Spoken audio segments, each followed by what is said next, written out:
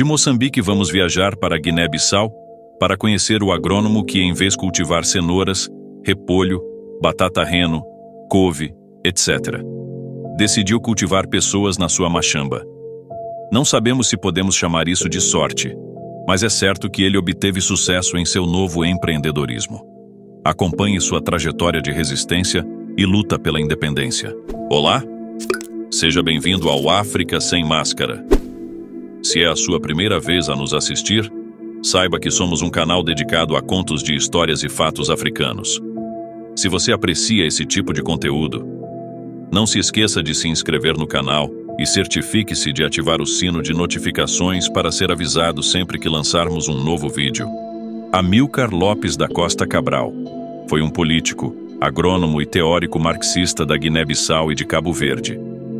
Filho de Juvenal Lopes Cabral, cabo-verdiano professor, e de Iva Pinhel Évora, guineense de ascendência cabo-verdiana, nasceu em Bafatá, Guiné-Bissau, onde o seu pai foi colocado à época como professor. Aos 8 anos de idade, sua família mudou-se para Cabo Verde, estabelecendo-se em Santa Catarina, Ilha de Santiago, que passou a ser a cidade de sua infância, onde completou o ensino primário. De seguida mudou com a mãe e os irmãos para Mindelo, São Vicente, onde veio a terminar o curso liceal em 1943, no Liceu Gil Eanes. Como apontado por Patrícia Villen, sua adolescência remete a um período de intensa seca e fome na ilha.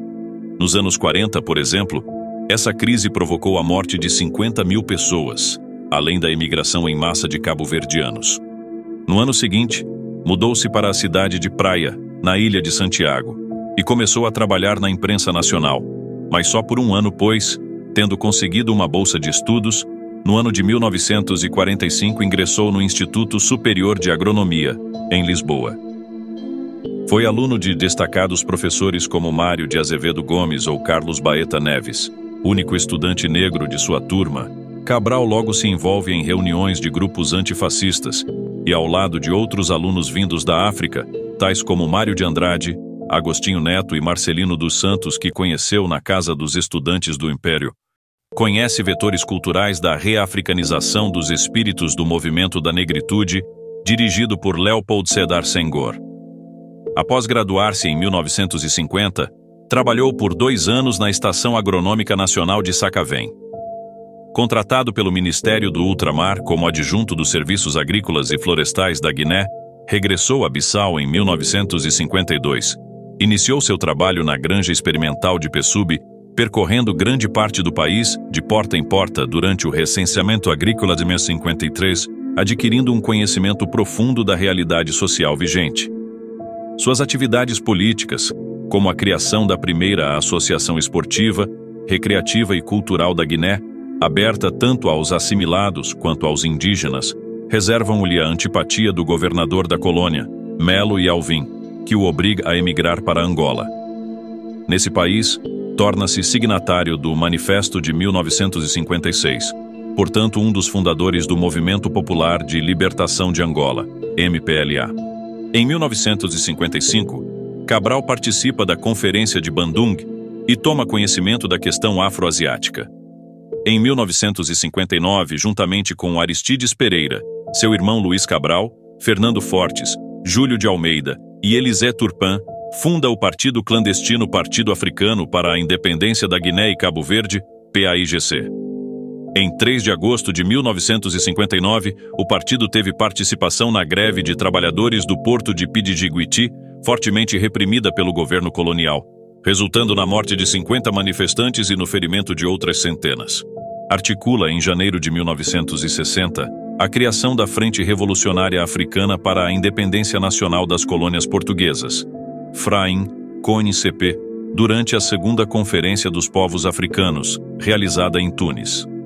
A FRAIN, CON-CP, seria fundamental para que o PAIGC pudesse sair da clandestinidade ao estabelecer uma delegação na cidade de Conakry, capital da República de Guiné-Conakry. Em 23 de janeiro de 1963, tem início a luta armada contra a metrópole colonialista, com o ataque ao quartel de Tite, no sul da Guiné-Bissau, a partir de bases na Guiné-Conakry. Em 1970, Amílcar Cabral, fazendo-se acompanhar de Agostinho Neto e Marcelino dos Santos, é recebido pelo Papa Paulo VI em audiência privada. Em 21 de novembro do mesmo ano, o governador português da Guiné-Bissau determina o início da Operação Mar Verde, com a finalidade de capturar ou mesmo eliminar os líderes do PAIGC, então aquartelados em Conakry. A operação não teve sucesso. Em 20 de janeiro de 1973, Amílcar Cabral é assassinado em Conakry por 2 membros de seu próprio partido. Amílcar Cabral profetizara seu fim ao afirmar: "Se alguém me há de fazer mal, é quem está aqui entre nós. Ninguém mais pode estragar o PAIGC, só nós próprios." Aristides Pereira substituiu-o na chefia do PAIGC. Após a morte de Cabral, a luta armada se intensifica e a independência de Guiné-Bissau é proclamada unilateralmente em 24 de setembro de 1973. Seu meio-irmão, Luiz de Almeida Cabral, é nomeado o primeiro presidente do país. A 10 de dezembro de 2022, foi agraciado, a título póstumo, com o grau de grande colar da Ordem da Liberdade de Portugal. Frases: perguntar-nos-ão se o colonialismo português não teve uma ação positiva na África. A justiça é sempre relativa. Para os africanos, que durante 5 séculos se opuseram à dominação colonial portuguesa, o colonialismo português é o inferno, e onde reina o mal, não há lugar para o bem. Amílcar Cabral, a arma da teoria. O nosso povo africano sabe muito bem que a serpente pode mudar de pele, mas é sempre uma serpente. Como sabe, nós temos uma longa caminhada juntamente com o povo português. Não foi decidido por nós, não foi decidido pelo povo português, foi decidido pelas circunstâncias históricas do tempo da Europa das descobertas e pela classe de antanho, como se diz em português antigo. Mas é verdade, é isso. Há essa realidade concreta.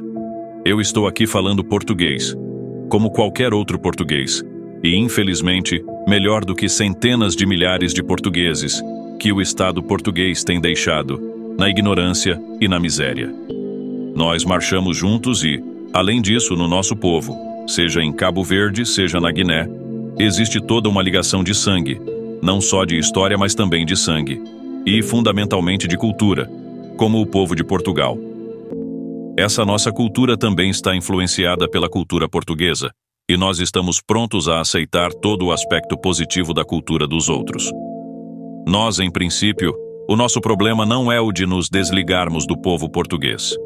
Se porventura em Portugal houvesse um regime que estivesse disposto a construir não só o futuro e o bem-estar do povo de Portugal, mas também o nosso, mas em pé de absoluta igualdade, quer dizer que o presidente da República pudesse ser de Cabo Verde, da Guiné, como de Portugal, etc. Que todas as funções estatais, administrativas, etc.